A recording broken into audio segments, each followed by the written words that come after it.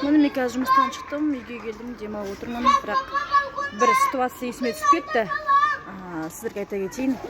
Біліп жүріңіздер, болашақта алданып қалмаңыздар. Қазір неше түрлі адамдар бар. Жоқ жерден ауадан ақша жасайтындар. Мысалға, университет маңайында тұрады. Мен мысалға университет жұмыс жасаймын, сізге қабылдауға көмектесемін, сөйтеміз, бүйтеміз, оқуға тапсырасың, грантқа тапсырасың деп. Хотел бала итак, ондай баламен грантқа түсіп тұрған бала, бірақ әсіресе мына ауылдан келгендер, болмаса бұрынғы кезде до этого құжат тапсырмаған адамдар болды, мысалы неопытный, да, вот.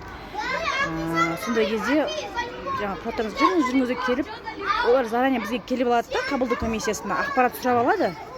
Сол ақпарат сіздерге айтқан үшін 300 мың теңге, 200 мың теңге, 500 мың теңгеге дейін сіздердің ақпарат қағылады. Ондай мошенниктерге алданбаңыздар. Университеттің өзінің қабылдау комиссиясы бар. Барлық вуздың қабылдау комиссиясына жұмыс жасап тұр. Бәрінің телефондары бар. WhatsApp-тар, Instagram, TikTok, Telegram боттары жұмыс жасап тұр. Тікелей өздеріне барыңыздар, ерінбеңіздер. Еріну арқылы біреудің қалтасын толтырмаңыздар.